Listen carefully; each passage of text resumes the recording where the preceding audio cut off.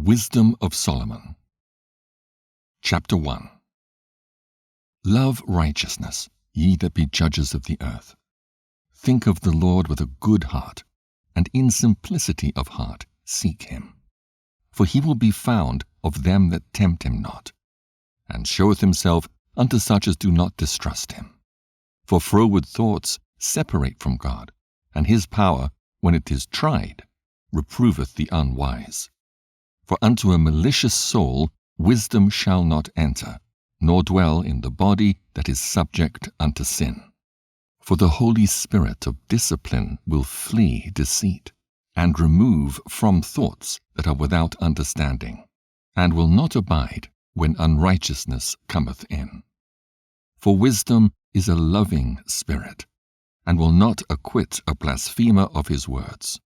For God is witness of his reins, and a true beholder of his heart, and a hearer of his tongue. For the Spirit of the Lord filleth the world, and that which containeth all things hath knowledge of the voice. Therefore he that speaketh unrighteous things cannot be hid, neither shall vengeance, when it punisheth, pass by him. For inquisition shall be made into the counsels of the ungodly, and the sound of his words shall come unto the Lord for manifestation of his wicked deeds. For the ear of jealousy heareth all things, and the noise of murmurings is not hid. Therefore beware of murmuring, which is unprofitable, and refrain your tongue from backbiting. For there is no word so secret that shall go for naught, and the mouth that belieth slayeth the soul. Seek not death in the era of your life, and pull not upon yourselves destruction with the works of your hands. For God made not death, neither hath he pleasure in the destruction of the living. For he created all things, that they might have their being, and the generations of the world were healthful, and there is no poison of destruction in them, nor the kingdom of death upon the earth. For righteousness is immortal, but ungodly men with their works and words called it to them. For when they thought to have it their friend, they consumed to naught, and made a covenant with it, because they are worthy to take part with it. Chapter 2. For the ungodly said, reasoning with themselves, but not aright, Our life is short and tedious, and in the death of a man there is no remedy, neither was there any man known to have returned from the grave. For we are born at all adventure, and we shall be hereafter as though we had never been. For the breath of our nostrils is as smoke, and a little spark in the moving of our heart, which, being extinguished, our body shall be turned into ashes, and our spirit shall vanish as the soft air, and our name shall be forgotten in time, and no man shall have our works in remembrance, and our life shall pass away as the trace of a cloud, and shall be dispersed as a mist that is driven away with the beams of the sun, and overcome with the heat thereof. For our time is a very shadow that passeth away, and after our end there is no returning, for it is fast sealed, so that no man cometh again. Come on, therefore, let us enjoy the good things that are present, and let us speedily use the creatures like as in youth. Let us fill ourselves with costly wine and ointments, and let no flower of the spring pass by us. Let us crown ourselves with rosebuds before they be withered. Let none of us go without his part of our voluptuousness. Let us leave tokens of our joyfulness in every place, for this is our portion, and our lot is this. Let us oppress the poor righteous man. Let us not spare the widow, nor reverence the ancient grey hairs of the aged. Let our strength be the law of justice, for that which is feeble is found to be nothing worth. Therefore let us lie in wait for the righteous, because he is not for our turn, and he is clean contrary to our doings. He upbraideth us with our offending the law, and objecteth to our infamy the transgressings of our education. He professeth to have the knowledge of God, and he calleth himself the child of the Lord. He was made to reprove our thoughts. He is grievous unto us even to behold, for his life is not like other men's. His ways are of another fashion. We are esteemed of him as counterfeits. He abstaineth from our ways as from filthiness. He pronounceth the end of the just to be blessed, and maketh his boast that God is his Father. Let us see if his words be true, and let us prove what shall happen in the end of him. For if the just man be the Son of God, he will help him, and deliver him from the hand of his enemies. Let us examine him with despitefulness and torture, that we may know his meekness, and prove his patience. Let us condemn him with a shameful death, for by his own saying he shall be respected. Such things they did imagine, and were deceived, for their own wickedness hath blinded them. As for the mysteries of God, they knew them not, neither hoped they for the wages of righteousness, nor discerned a reward for blameless souls. For God created man to be immortal, and made him to be an image of his own eternity. Nevertheless, through envy of the devil came death into the world, and they that do hold of his side do find it. Chapter 3. But the souls of the righteous are in the hand of God, and there shall no torment touch them. In the sight of the unwise they seemed to die, and their departure is taken for misery, and their going from us to be utter destruction. But they are in peace. For though they be punished in the sight of men, yet is their hope full of immortality. And having been a little chastised, they shall be greatly rewarded. For God proved them, and found them worthy for himself. As gold in the furnace hath he tried them, and received them as a burnt offering. And in the time of their visitation they shall shine, and run to and fro like sparks among the stubble. They shall judge the nations, and have dominion over the people, and their Lord shall reign forever. They that put their trust in him shall understand the truth, and such as be faithful in love shall abide with him. For grace and mercy is to his saints, and he hath care for his elect.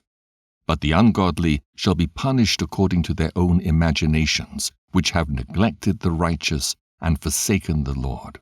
For whoso despiseth wisdom and nurture, he is miserable, and their hope is vain, their labors unfruitful, and their works unprofitable. Their wives are foolish, and their children wicked. Their offspring is cursed. Wherefore, blessed is the barren that is undefiled, which hath not known the sinful bed. She shall have fruit in the visitation of souls. And blessed is the eunuch, which with his hands hath wrought no iniquity, nor imagined wicked things against God. For unto him shall be given the special gift of faith, and an inheritance in the temple of the Lord, more acceptable to his mind. For glorious is the fruit of good labors, and the root of wisdom shall never fall away. As for the children of adulterers, they shall not come to their perfection, and the seed of an unrighteous bed shall be rooted out. For though they live long, yet shall they be nothing regarded, and their last age shall be without honor. Or, if they die quickly, they have no hope, neither comfort in the day of trial. For horrible is the end of the unrighteous generation. Chapter 4. Better it is to have no children and to have virtue, for the memorial thereof is immortal, because it is known with God and with men. When it is present, men take example at it, and when it is gone, they desire it. It weareth a crown, and triumpheth for ever, having gotten the victory, striving for undefiled rewards. But the multiplying brood of the ungodly shall not thrive, nor take deep rooting from bastard slips, nor lay any fast foundation. For though they flourish in branches for a time, yet standing not last, they shall be shaken with the wind, and through the force of winds they shall be rooted out. The imperfect branches shall be broken off, their fruit unprofitable, not ripe to eat, yea, meat for nothing. For children begotten of unlawful beds are witnesses of wickedness against their parents in their trial. For though the righteous be prevented with death, yet shall he be in rest. For honorable age is not that which standeth in length of time, nor that is measured by number of years. But wisdom is the grey hair unto men, and an unspotted life is old age. He pleased God, and was beloved of him, so that living among sinners he was translated, yea, speedily was he taken away, lest that wickedness should alter his understanding, or deceit beguile his soul. For the bewitching of naughtiness doth obscure things that are honest, and the wandering of concupiscence doth undermine the simple mind. He, being made perfect in a short time, fulfilled a long time. For his soul pleased the Lord, therefore hasted he to take him away from among the wicked. This the people saw and understood it not, neither laid they up this in their minds, that his grace and mercy is with his saints, and that he hath respect unto his chosen. Thus the righteous that is dead shall condemn the ungodly which are living, and youth that is soon perfected, the many years and old age of the unrighteous. For they shall see the end of the wise, and shall not understand what God in his counsel hath decreed of him, and to what end the Lord hath set him in safety.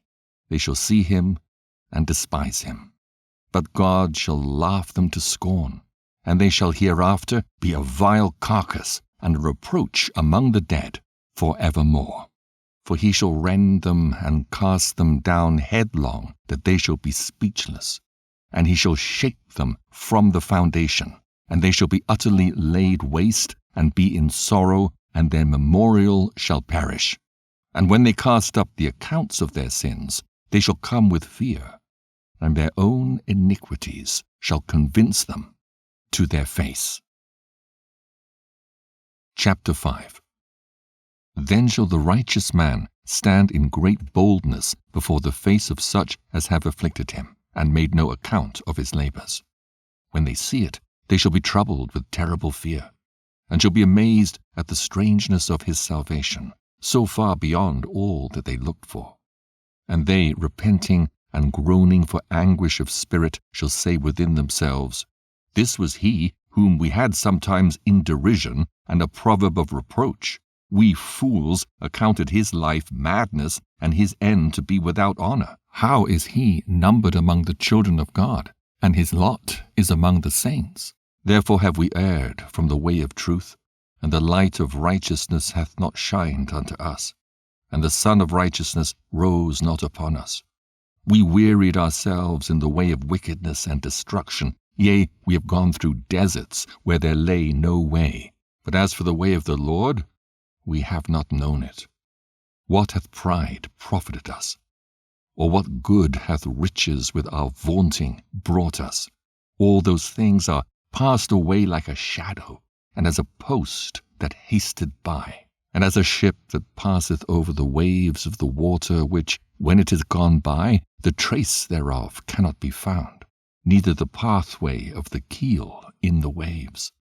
Or as when a bird hath flown through the air, there's no token of her way to be found, but the light air, being beaten with the stroke of her wings, and parted with the violent noise and motion of them, is passed through, and therein afterwards no sign where she went is to be found. Or like as when an arrow is shot at a mark, it parteth the air, which immediately cometh together again, so that a man cannot know where it went through. Even so we, in like manner, as soon as we were born, began to draw to our end, and had no sign of virtue to show, but were consumed in our own wickedness. For the hope of the ungodly is like dust that is blown away with the wind, like a thin froth that is driven away with the storm, like as the smoke which is dispersed here and there with a tempest, and passeth away as the remembrance of a guest that tarrieth but a day. but the righteous live forevermore. Their reward also is with the Lord, and the care of them is with the Most High. Therefore shall they receive a glorious kingdom and a beautiful crown from the Lord's hand.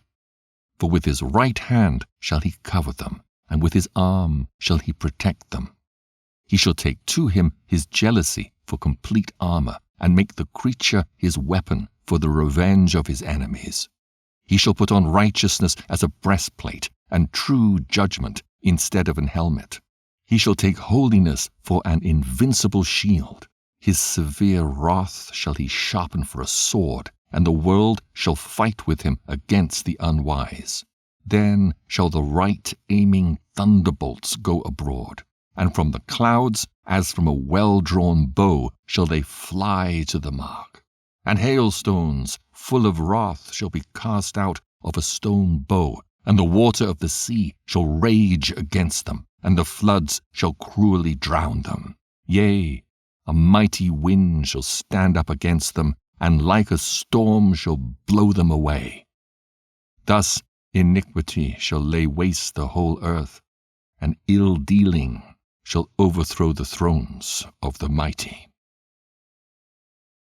Chapter 6.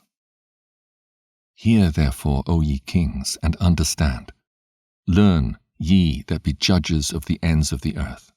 Give ear, ye that rule the people, and glory in the multitude of nations. For power is given you of the Lord, and sovereignty from the highest, who shall try your works, and search out your counsels. Because being ministers of his kingdom, ye have not judged aright, nor kept the law, nor walked after the counsel of God. Horribly and speedily shall he come upon you, for a sharp judgment shall be to them that be in high places. For mercy will soon pardon the meanest, but mighty men shall be mightily tormented. For he which is the Lord over all shall fear no man's person, neither shall he stand in awe of any man's greatness. For he hath made the small and great, and careth for all alike. But a sore trial shall come upon the mighty. Unto you, therefore, O kings, do I speak, that ye may learn wisdom, and not fall away. For they that keep holiness holily shall be judged holy, and they that have learned such things shall find what to answer. Wherefore set your affection upon my words. Desire them, and ye shall be instructed. Wisdom is glorious, and never fadeth away. Yea, she is easily seen of them that love her, and found of such as seek her. She preventeth them that desire her, in making herself first known unto them. Whoso seeketh her early shall have no great travail, for he shall find her sitting at his doors. To think therefore upon her is perfection of wisdom. And whoso watcheth for her shall quickly be without care. For she goeth about, seeking such as are worthy of her, showeth herself favourably unto them in the ways, and meeteth them in every thought. For the very true beginning of her is the desire of discipline, and the care of discipline is love. And love is the keeping of her laws, and the giving heed unto her laws is the assurance of incorruption. And incorruption maketh us near unto God. Therefore the desire of wisdom bringeth to a kingdom. If your delight be then in thrones and scepters, O ye kings of the people, honour wisdom, that ye may reign for evermore.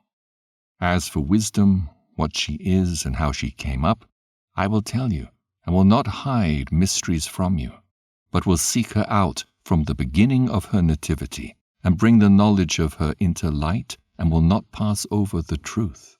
Neither will I go with consuming envy, for such a man shall have no fellowship with wisdom. But the multitude of the wise is the welfare of the world, and a wise king is the upholding of the people. Receive therefore instruction through my words, and it shall do you good. Chapter 7. I myself also am a mortal man, like to all, and the offspring of him that was first made of the earth. And in my mother's womb was fashioned to be flesh in the time of 10 months, being compacted in blood of the seed of man, and the pleasure that came with sleep. And when I was born, I drew in the common air, and fell upon the earth, which is of like nature. And the first voice which I uttered was crying, as all others do. I was nursed in swaddling clothes, and that with cares. For there is no king that had any other beginning of birth. For all men have one entrance into life, and the like going out. Wherefore I prayed, and understanding was given me. I called upon God, and the spirit of wisdom came to me. I preferred her before scepters and thrones, and esteemed riches nothing in comparison of her. Neither compared I unto her any precious stone, because all gold in respect of her is as a little sand, and silver shall be counted as clay before her. I loved her above health and beauty, and chose to have her instead of light, for the light that cometh from her never goeth out. All good things together came to me with her, and innumerable riches in her hands. And I rejoiced in them all, because wisdom goeth before them, and I knew not that she was the mother of them. I learned diligently, and do communicate her liberally. I do not hide her riches. For she is a treasure unto men that never faileth, which they that use become the friends of God, being commended for the gifts that come from learning. God hath granted me to speak as I would, and to conceive as is meet for the things that are given me, because it is he that leadeth unto wisdom, and directeth the wise. For in his hand are both we and our words, all wisdom also, and the knowledge of workmanship. For he hath given me certain knowledge of the things that are, namely, to know how the world was made, and the operation of the elements, the beginning, ending, and midst of the times, the alterations of the turning of the sun and the change of seasons, the circuit of years and the position of stars, the natures of living creatures and the furies of wild beasts, the violence of winds and the reasonings of men, the diversities of plants and the virtues of roots, and all such things as are either secret or manifest, them I know. For wisdom, which is the worker of all things, taught me. For in her is an understanding spirit, holy, one only, manifold, subtle, lively, clear, undefiled, plain, not subject to hurt, loving the thing that is good, quick, which cannot be letted, ready to do good, kind to man, steadfast, sure, free from care, having all power, overseeing all things, and going through all understanding, pure, and most subtle spirits. For wisdom is more moving than any motion. She passeth and goeth through all things by reason of her pureness. For she is the breath of the power of God, and a pure influence flowing from the glory of the Almighty. Therefore can no defiled thing fall into her, for she is the brightness of the everlasting light, the unspotted mirror of the power of God, and the image of his goodness. And being but one, she can do all things, and remaining in herself, she maketh all things new, and in all ages entering into holy souls, she makes them friends of God and prophets. For God loveth none but him that dwelleth with wisdom. For she is more beautiful than the sun, and above all the order of stars, being compared with the light, she is found before it. For after this cometh night, but vice shall not prevail against wisdom. Chapter 8. Wisdom reacheth from one end to another mightily, and sweetly doth she order all things. I loved her, and sought her out from my youth. I desired to make her my spouse, and I was a lover of her beauty. In that she is conversant with God, she magnifieth her nobility. Yea, the Lord of all things himself loved her, for she is privy to the mysteries of the knowledge of God, and a lover of his works. If riches be a possession to be desired in this life, what is richer than wisdom that worketh all things? And if prudence work, who of all that are is a more cunning workman than she? And if a man love righteousness, her labors are virtues. For she teacheth temperance and prudence, justice and fortitude, which are such things as men can have nothing more profitable in their life. If a man desire much experience, she knoweth things of old, and conjectureth aright what is to come. She knoweth the subtleties of speeches, and can expound dark sentences.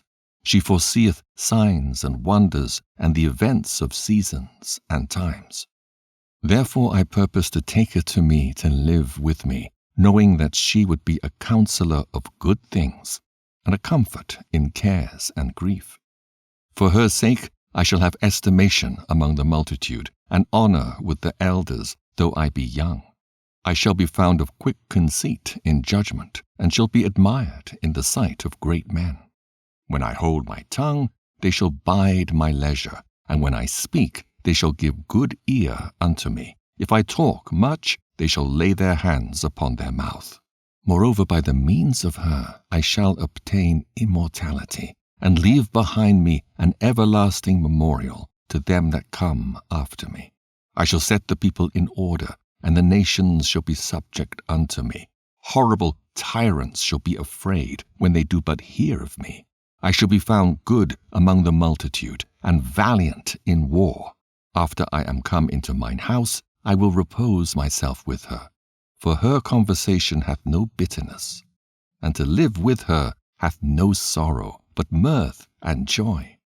Now when I considered these things in myself, and pondered them in my heart, how that to be allied unto wisdom is immortality, and great pleasure it is to have her friendship, and in the works of her hands are infinite riches, and in the exercise of conference with her, prudence, and in talking with her a good report, I went about seeking how to take her to me. For I was a witty child, and had a good spirit. Yea, rather, being good, I came into a body undefiled. Nevertheless, when I perceived that I could not otherwise obtain her, except God gave her me, and that was a point of wisdom also, to know whose gift she was, I prayed unto the Lord and besought him, and with my whole heart I said. Chapter 9. O God of my fathers, and Lord of mercy, who hast made all things with thy word, and ordained man through thy wisdom that he should have dominion over the creatures which thou hast made, and order the world according to equity and righteousness, and execute judgment with an upright heart. Give me wisdom that sitteth by thy throne, and reject me not from among thy children. For I, thy servant and son of thine handmaid, am a feeble person, and of a short time, and too young for the understanding of judgments and laws. For though a man be never so perfect among the children of men, yet if thy wisdom be not with him, he shall be nothing regarded. Thou hast chosen me to be a king of thy people, and a judge of thy sons and daughters.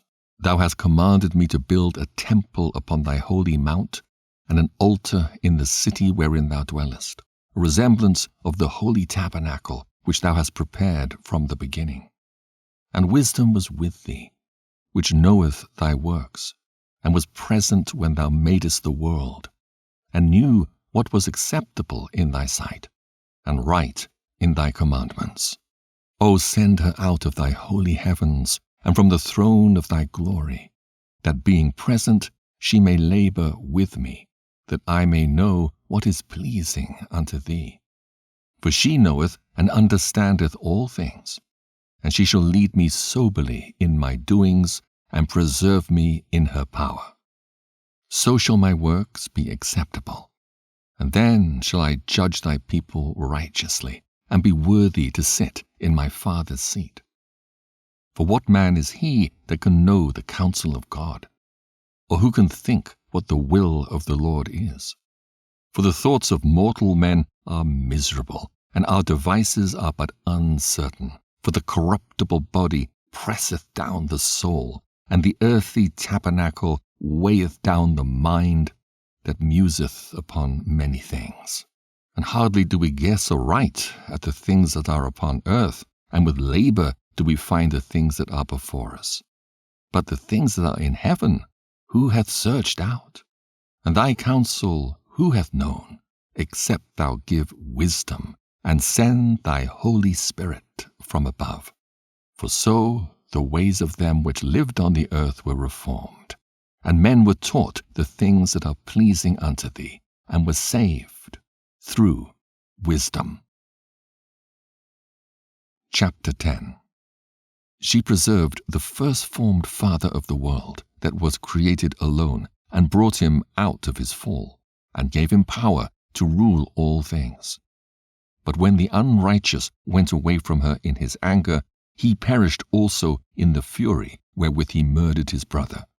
For whose cause, the earth being drowned with the flood, wisdom again preserved it, and directed the course of the righteous in a piece of wood of small value. Moreover, the nations in their wicked conspiracy being confounded, she found out the righteous, and preserved him blameless unto God, and kept him strong against his tender compassion toward his Son.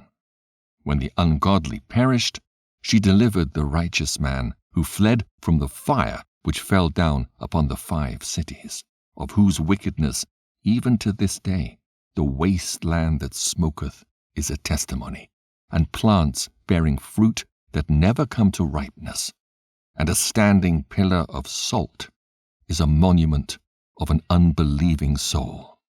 For regarding not wisdom, they gat not only this hurt, that they knew not the things which were good, but also left behind them to the world a memorial of their foolishness, so that in the things wherein they offended they could not so much as be hid. But wisdom delivered from pain those that attended upon her.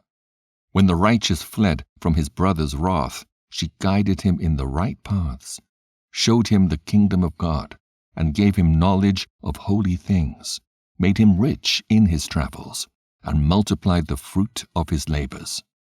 In the covetousness of such as oppressed him, she stood by him and made him rich.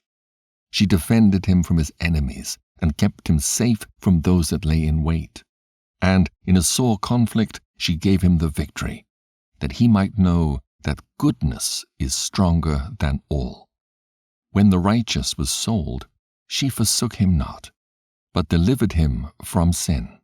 She went down with him into the pit, and left him not in bonds, till she brought him the scepter of the kingdom, and power against those that oppressed him. As for them that had accused him, she showed them to be liars, and gave him perpetual glory. She delivered the righteous people and blameless seed from the nation that oppressed them. She entered into the soul of the servant of the Lord, and withstood dreadful kings in wonders and signs, rendered to the righteous a reward of their labors, guided them in a marvelous way, and was unto them for a cover by day and a light of stars in the night season. Brought them through the Red Sea, and led them through much water, but she drowned their enemies and cast them up out of the bottom of the deep. Therefore the righteous spoiled the ungodly, and praised thy holy name, O Lord, and magnified with one accord thine hand that fought for them. For wisdom opened the mouth of the dumb, and made the tongues of them that cannot speak eloquent. Chapter 11. She prospered their works in the hand of the holy prophet. They went through the wilderness that was not inhabited, and pitched tents in places where there lay no way. They stood against their enemies and were avenged of their adversaries. When they were thirsty, they called upon thee, and water was given them out of the flinty rock, and their thirst was quenched out of the hard stone. For by what things their enemies were punished, by the same they, in their need, were benefited. For instead of a perpetual running river troubled with foul blood, for a manifest reproof of that commandment whereby the infants were slain, thou gavest unto them abundance of water, by a means which they hoped not for, declaring by that thirst then how thou hadst punished their adversaries. For when they were tried, albeit but in mercy chastised, they knew how the ungodly were judged in wrath and tormented, thirsting in another manner than the just. For these thou didst admonish and try as a father, but the other, as a severe king, thou didst condemn and punish. Whether they were absent or present, they were vexed alike. For a double grief came upon them, and a groaning for the remembrance of things past. For when they heard by their own punishments the other to be benefited, they had some feeling of the Lord, for whom they respected with scorn, when he was long before thrown out at the casting forth of the infants, him in the end, when they saw what came to pass, they admired. But for the foolish devices of their wickedness, whereby being deceived they worship serpents, void of reason, and vile beasts, thou didst send a multitude of unreasonable beasts upon them for vengeance, that they might know that wherewithal a man sinneth, by the same also shall he be punished. For thy almighty hand, that made the world of matter without form, wanted not means to send among them a multitude of bears, or fierce lions, or unknown wild beasts, full of rage, newly created, breathing out either a fiery vapor, or filthy scents of scattered smoke, or shooting horrible sparkles out of their eyes, wherewith not only the harm might dispatch them at once, but also the terrible sight utterly destroy them. Yea, and without these might they have fallen down with one blast, being persecuted of vengeance, and scattered abroad through the breath of thy power. But thou hast ordered all things in measure, and number, and weight. For thou canst show thy great strength at all times when thou wilt. And who may withstand the power of thine arm? For the whole world before thee is as a little grain of the balance, yea, as a drop of the morning dew that falleth down upon the earth. But thou hast mercy upon all, for thou canst do all things, and winkest at the sins of men, because they should amend. For thou lovest all the things that are, and abhorrest nothing which thou hast made. For never wouldst thou have made anything, if thou hadst hated it. And how could anything have endured, if it had not been thy will, or been preserved, if not called by thee? But thou sparest all, for they are thine, O Lord, thou lover of souls. Chapter 12. For thine incorruptible spirit is in all things. Therefore chastenest thou them by little and little that offend, and warnest them by putting them in remembrance wherein they have offended, that, leaving their wickedness, they may believe on thee, O Lord.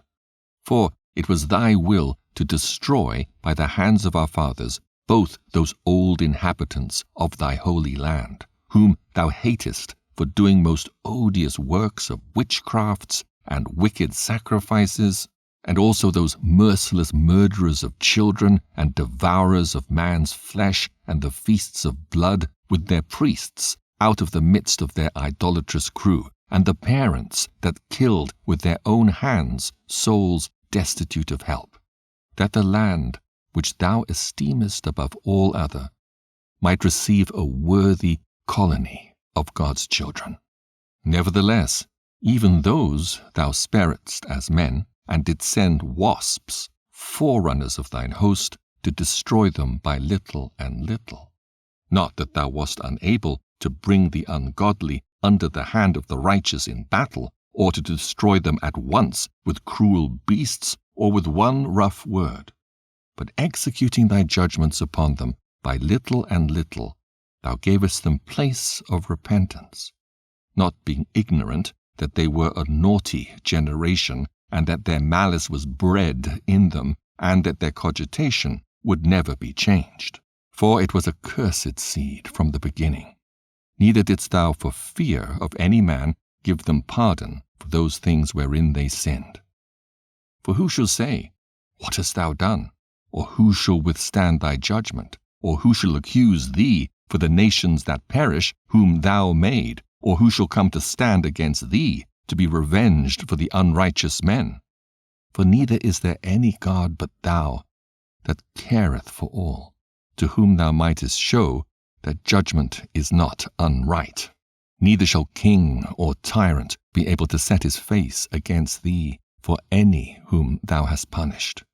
Forasmuch then as thou art righteous thyself, thou orderest all things righteously, thinking it not agreeable with thy power to condemn him that hath not deserved to be punished.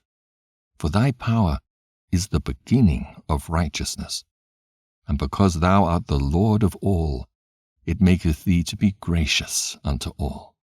For when men will not believe that thou art of a full power, thou showest thy strength, and among them that know it, thou makest their boldness manifest. But thou, mastering thy power, judgest with equity, and orderest us with great favor.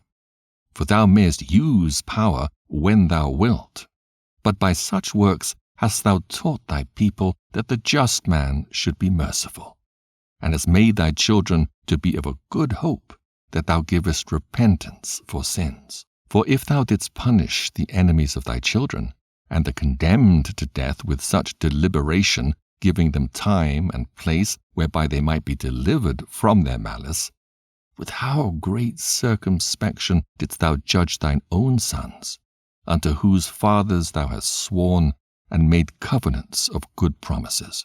Therefore, whereas thou dost chasten us, thou scourgest our enemies 1,000 times more, to the intent that when we judge, we should carefully think of thy goodness, and when we ourselves are judged, we should look for mercy. Wherefore, whereas men have lived dissolutely and unrighteously, thou hast tormented them with their own abominations.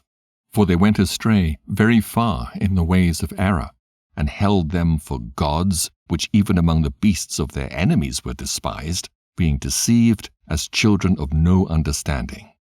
Therefore unto them, as to children without the use of reason, thou didst send a judgment to mock them. But they that would not be reformed by that correction wherein he dallied with them, shall feel a judgment worthy of God. For look, for what things they grudged when they were punished, that is, for them whom they thought to be gods, now being punished in them when they saw it, they acknowledged him to be the true God, whom before they denied to know. And therefore came extreme damnation upon them. Chapter 13. Surely vain are all men by nature who are ignorant of God, and could not out of the good things that are seen know him that is. Neither by considering the works did they acknowledge the workmaster, but deemed either fire or wind or the swift air or the circle of the stars or the violent water or the lights of heaven to be the gods which govern the world, with whose beauty, if they being delighted took them to be gods, let them know how much better the Lord of them is. For the first author of beauty hath created them. But if they were astonished at their power and virtue, let them understand by them how much mightier he is that made them. For by the greatness and beauty of the creatures, proportionably the Maker of them is seen. But yet for this they are the less to be blamed, for they peradventure err, seeking God, and desirous to find him. For being conversant in his works, they search him diligently, and believe their sight, because the things are beautiful that are seen. Howbeit neither are they to be pardoned. For if they were able to know so much that they could aim at the world, how did they not sooner find out the Lord thereof? But miserable are they, and in dead things is their hope, who call them gods, which are the works of men's hands, gold and silver to show art in, and resemblances of beasts, or a stone good for nothing, the work of an ancient hand. Now a carpenter that felleth timber, after he hath sawn down a tree meet for the purpose, and taken off all the bark skilfully round about, and hath wrought it handsomely, and made a vessel thereof, fit for the service of man's life, and after spending the refuse of his work to dress his meat, hath filled himself, and taking the very refuse among those which served to no use, being a crooked piece of wood and full of knots, hath carved it diligently, when he had nothing else to do, and formed it by the skill of his understanding, and fashioned it to the image of a man, or made it like some vile beast, laying it over with vermilion, and with paint, colouring it red, and covering every spot therein. And when he had made a convenient room for it, set it in a wall, and made it fast with iron. For he provided for it that it might not fall, knowing that it was unable to help itself, for it is an image, and hath need of help.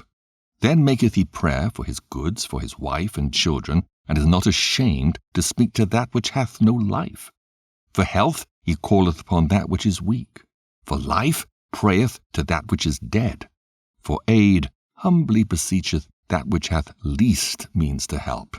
And for a good journey he asketh of that which cannot set a foot forward. And for gaining and getting, and for good success of his hands, asketh ability to do, of him that is most unable to do anything. Chapter 14. Again, one preparing himself to sail, and about to pass through the raging waves, calleth upon a piece of wood more rotten than the vessel that carrieth him. For verily desire of gain devised that, and the workman built it by his skill. But thy providence, O Father, governeth it. For thou hast made a way in the sea, and a safe path in the waves, showing that thou canst save from all danger. Yea, though a man went to sea without art, nevertheless thou wouldest not that the works of thy wisdom should be idle, and therefore do men commit their lives to a small piece of wood, and passing the rough sea in a weak vessel, are saved. For in the old time also, when the proud giants perished, the hope of the world, governed by thy hand, escaped in a weak vessel, and left to all ages a seed of generation. For blessed is the wood whereby righteousness cometh, but that which is made with hands is cursed, as well it as he that made it. He, because he made it, and it, because being corruptible, it was called God. For the ungodly and his ungodliness are both alike hateful unto God. For that which is made shall be punished together with him that made it. Therefore even upon the idols of the Gentiles shall there be a visitation, because in the creature of God they are become an abomination, and stumbling blocks to the souls of men, and a snare to the feet of the unwise. For the devising of idols was the beginning of spiritual fornication, and the invention of them the corruption of life. For neither were they from the beginning, neither shall they be forever. For by the vain glory of men they entered into the world, and therefore shall they come shortly to an end. For a father, afflicted with untimely mourning, when he hath made an image of his child soon taken away, now honoured him as a god, which was then a dead man, and delivered to those that were under him ceremonies and sacrifices. Thus, in process of time, an ungodly custom grown strong was kept as a law, and graven images were worshipped by the commandments of kings, whom, Men could not honor in presence, because they dwelt far off. They took the counterfeit of his visage from far, and made an express image of a king whom they honored, to the end that by this their frowardness they might flatter him that was absent, as if he were present. Also the singular diligence of the artificer did help to set forward the ignorant to more superstition. For he, peradventure willing to please one in authority, forced all his skill to make the resemblance of the best fashion. And so the multitude, allured by the grace of the work, took him now for a god, which a little before was but honored. And this was an occasion to deceive the world. For men, serving either calamity or tyranny, did ascribe unto stones and stocks the incommunicable name. Moreover, this was not enough for them, that they erred in the knowledge of God. But whereas they lived in the great war of ignorance, those so great plagues called they peace. For whilst they slew their children in sacrifices, or used secret ceremonies, or made revellings of strange rites, they kept neither lives nor marriages any longer undefiled, but either one slew another traitorously, or grieveth him by adultery, so that there reigned in all men without exception blood, manslaughter, theft and dissimulation, corruption, unfaithfulness, tumults, perjury, disquieting of good men, forgetfulness of good turns, defiling of souls, changing of kind, disorder in marriages, adultery, and shameless uncleanness. For the worshipping of idols not to be named is the beginning, the cause, and the end of all evil. For either they are mad when they be merry, or prophesy lies, or live unjustly, or else lightly forswear themselves. For insomuch as their trust is in idols, which have no life, though they swear falsely, yet they look not to be hurt. Howbeit, for both causes shall they be justly punished, both because they thought not well of God, giving heed unto idols, and also unjustly swore in deceit, despising holiness. For it is not the power of them by whom they swear, but it is the just vengeance of sinners that punisheth always the offense of the ungodly. Chapter 15. But thou, O God, art gracious and true, long-suffering, and in mercy ordering all things. For if we sin, we are thine, knowing thy power. But we will not sin, knowing that we are counted thine. For to know thee is perfect righteousness. Yea, to know thy power is the root of immortality. For neither did the mischievous invention of men deceive us, nor an image spotted with divers colours, the painter's fruitless labour, the sight whereof enticeth fools to lust after it, and so they desire the form of a dead image that hath no breath. Both they that make them, they that desire them, and they that worship them are lovers of evil things, and are worthy to have such things to trust upon. For the potter, tempering soft earth, fashioneth every vessel with much labour for our service. Yea, of the same clay he maketh both the vessels that serve for clean uses, and likewise also all such as serve to the contrary. But what is the use of either sort, the potter himself is the judge. And employing his labours lewdly, he maketh a vain god of the same clay, even he which a little before was made of earth himself, and within a little while after returneth to the same, when his life which was lent him shall be demanded.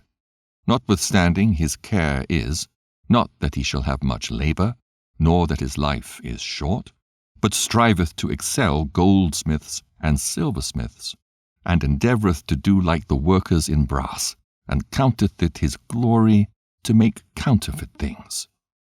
His heart is ashes, his hope is more vile than earth, and his life is of less value than clay, forasmuch as he knew not his Maker, and him that inspired into him an active soul and breathed in a living spirit. For they counted our life a pastime, and our time here a market for gain. For, say they, we must be getting every way, though it be by evil means. For this man that of earthly matter maketh brittle vessels and graven images knoweth himself to offend above all others. And all the enemies of thy people that hold them in subjection are most foolish and are more miserable than very babes. For they counted all the idols of the heathen to be gods, which neither have the use of eyes to see, nor noses to draw breath, nor ears to hear, nor fingers of hands to handle. And as for their feet, they are slow to go. For man made them, and he that borrowed his own spirit fashioned them. But no man can make a god like unto himself. For being mortal, he worketh a dead thing with wicked hands. For he himself is better than the things which he worshippeth, whereas he lived once, but they never. Yea, they worship those beasts also that are most hateful, for being compared together, some are worse than others. Neither are they beautiful, so much as to be desired in respect of beasts. But they went without the praise of God and his blessing. Chapter 16. Therefore by the like were they punished worthily, and by the multitude of beasts tormented. Instead of which punishment, dealing graciously with thine own people, thou preparedst for them a meat of a strange taste, even quails to stir up their appetite, to the end that they, desiring food, might for the ugly sight of the beasts sent among them loathe even that which they must needs desire. But these, suffering penury for a short space, might be partakers of a strange taste. For it was requisite that upon them exercising tyranny should come penury, which they could not avoid. But to these it should only be showed how their enemies were tormented. For when the horrible fierceness of beasts came upon these, and they perished with the stings of crooked serpents, thy wrath endured not for ever, but they were troubled for a small season, that they might be admonished, having a sign of salvation, to put them in remembrance of the commandment of thy law. For he that turned himself toward it was not saved by the thing that he saw, but by thee that art the Saviour of all. And in this thou madest thine enemies confess that it is thou who deliveredst from all evil. For them the bitings of grasshoppers and flies killed, neither was there found any remedy for their life, for they were worthy to be punished by such. But thy sons not the very teeth of venomous dragons overcame, for thy mercy was ever by them and healed them. For they were pricked that they should remember thy words, and were quickly saved, that, not falling into deep forgetfulness, they might be continually mindful of thy goodness. For it was neither herb nor mollifying plaister that restored them to health, but thy word, O Lord, which healeth all things. For thou hast the power of life and death. Thou leadest to the gates of hell, and bringest up again. A man indeed killeth through his malice, and the spirit, when it is gone forth, returneth not. Neither the soul received up cometh again. But it is not possible to escape thine hand. For the ungodly that denied to know thee were scourged by the strength of thine arm. With strange rains, hails, and showers were they persecuted, that they could not avoid, and through fire were they consumed. For, which is most to be wondered at, the fire had more force in the water that quencheth all things. For the world fighteth for the righteous. For some time the flame was mitigated, that it might not burn up the beasts that were sent against the ungodly, but themselves might see and perceived that they were persecuted with the judgment of God. And at another time it burneth even in the midst of water above the power of fire, that it might destroy the fruits of an unjust land. Instead whereof thou feddest thine own people with angels' food, and didst send them from heaven bread prepared without their labor, able to content every man's delight, and agreeing to every taste. For thy sustenance declared thy sweetness unto thy children, and serving to the appetite of the eater, tempered itself to every man's liking. But snow and ice endured the fire, and melted not, that they might know that fire, burning in the hail and sparkling in the rain, did destroy the fruits of the enemies. But this again did even forget his own strength, that the righteous might be nourished. For the creature that serveth thee, who art the Maker, increaseth his strength against the unrighteous for their punishment, and abateth his strength for the benefit of such as put their trust in thee. Therefore, even then was it altered into all fashions, and was obedient to thy grace that nourisheth all things, according to the desire of them that had need, that thy children, O Lord, whom thou lovest, might know that it is not the growing of fruits that nourisheth man, but that it is thy word which preserveth them that put their trust in thee. For that which was not destroyed of the fire, being warmed with a little sunbeam, soon melted away, that it might be known that we must prevent the sun to give thee thanks, and at the dayspring pray unto thee. For the hope of the unthankful shall melt away as the winter's hoarfrost, and shall run away as unprofitable water. Chapter 17. For great are thy judgments, and cannot be expressed. Therefore unnurtured souls have erred. For when unrighteous men thought to oppress the holy nation, they, being shut up in their houses, the prisoners of darkness, and fettered with the bonds of a long night, lay there exiled from the eternal providence. For while they supposed to lie hid in their secret sins, they were scattered under a dark veil of forgetfulness, being horribly astonished and troubled with strange apparitions. For neither might the corner that held them keep them from fear, but noises as of waters falling down sounded about them, and sad visions appeared unto them with heavy countenances. No power of the fire might give them light, neither could the bright flames of the stars endure to lighten that horrible night. Only there appeared unto them a fire kindled of itself, very dreadful. For being much terrified, they thought the things which they saw to be worse than the sight they saw not. As for the illusions of art magic, they were put down, and their vaunting in wisdom was reproved with disgrace. For they that promised to drive away terrors and troubles from a sick soul were sick themselves of fear, worthy to be laughed at.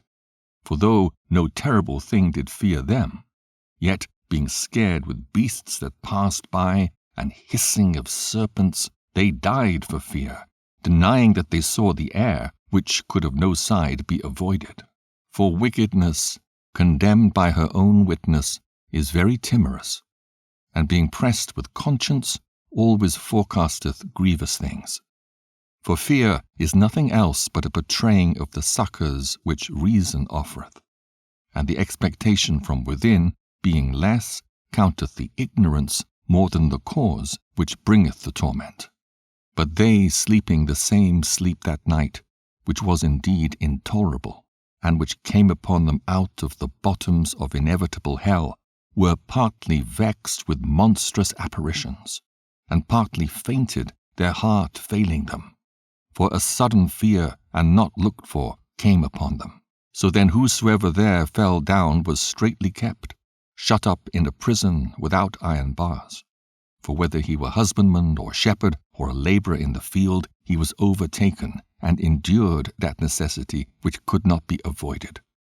For they were all bound with one chain of darkness, whether it were a whistling wind, or a melodious noise of birds among the spreading branches, or a pleasing fall of water running violently, or a terrible sound of stones cast down, or a running that could not be seen of skipping beasts, or a roaring voice of most savage wild beasts, or a rebounding echo from the hollow mountains. These things made them to swoon for fear. For the whole world shined with clear light, and none were hindered in their labour. Over them only was spread an heavy night, an image of that darkness which should afterward receive them. But yet were they unto themselves more grievous than the darkness. Chapter 18. Nevertheless thy saints had a very great light, whose voice they hearing and not seeing their shape, because they also had not suffered the same things, they counted them happy. But for that they did not hurt them now, of whom they had been wronged before, they thanked them and besought them pardon for that they had been enemies. Instead whereof thou gavest them a burning pillar of fire, both to be a guide of the unknown journey, and an harmless sun to entertain them honorably. For they were worthy to be deprived of light, and imprisoned in darkness, who had kept thy sons shut up, by whom the uncorrupt light of the law was to be given unto the world. And when they had determined to slay the babes of the saints, one child being cast forth and saved to reprove them, thou tookest away the multitude of their children, and destroyest them all together in a mighty water. Of that night were our fathers certified afore, that assuredly knowing unto what oaths they had given credence, they might afterwards be of good cheer. So of thy people was accepted both the salvation of the righteous and destruction of the enemies. For wherewith thou didst punish our adversaries, by the same thou didst glorify us, whom thou hadst called. For the righteous children of good men did sacrifice secretly, and with one consent made a holy law, that the saints should be like partakers of the same good and evil, the fathers now singing out the songs of praise. But on the other side there sounded an ill-according cry of the enemies, and a lamentable noise was carried abroad for children that were bewailed. The master and the servant were punished after one manner, and like as the king, so suffered the common person. So they all together had innumerable dead with one kind of death, neither were the living sufficient to bury them, for in one moment the noblest offspring of them was destroyed. For whereas they would not believe anything by reason of the enchantments, upon the destruction of the firstborn, they acknowledged this people to be the sons of God. For while all things were in quiet silence, and that night was in the midst of her swift course, thine almighty word leaped down from heaven out of thy royal throne as a fierce man of war into the midst of a land of destruction, and brought thine unfeigned commandment as a sharp sword, and standing up filled all things with death. And it touched the heaven, but it stood upon the earth. Then suddenly visions of horrible dreams troubled them sore, and terrors came upon them unlooked for. And one thrown here and another there, half dead, showed the cause of his death. For the dreams that troubled them did foreshow this, lest they should perish and not know why they were afflicted. Yea, the tasting of death touched the righteous also, and there was a destruction of the multitude in the wilderness. But the wrath endured not long. For then the blameless man made haste, and stood forth to defend them, and bringing the shield of his proper ministry, even prayer, and the propitiation of incense, set himself against the wrath, and so brought the calamity to an end, declaring that he was thy servant. So he overcame the destroyer, not with strength of body nor force of arms, but with a word subdued him that punished, alleging the oaths and covenants made with the fathers. For when the dead were now fallen down by heaps, one upon another, standing between, he stayed the wrath, and parted the way to the living. For in the long garment was the whole world, and in the 4 rows of the stones was the glory of the fathers graven, and thy majesty upon the diadem of his head. Unto these the destroyer gave place, and was afraid of them. For it was enough that they only tasted of the wrath. Chapter 19. As for the ungodly, wrath came upon them without mercy unto the end. For he knew before what they would do, how that having given them leave to depart, and sent them hastily away, they would repent and pursue them. For whilst they were yet mourning and making lamentation at the graves of the dead, they added another foolish device and pursued them as fugitives whom they had entreated to be gone. For the destiny whereof they were worthy drew them unto this end, and made them forget the things that had already happened, that they might fulfill the punishment which was wanting to their torments, and that thy people might pass a wonderful way, but they might find a strange death. For the whole creature in his proper kind was fashioned again anew, serving the peculiar commandments that were given unto them, that thy children might be kept without hurt, as, namely, a cloud overshadowing the camp, and where water stood before, dry land appeared, and out of the Red Sea a way without impediment, and out of the violent stream a green field, wherethrough all the people went that were defended with thy hand, seeing thy marvelous strange wonders. For they went at large like horses, and leaped like lambs, praising thee, O Lord, who hadst delivered them.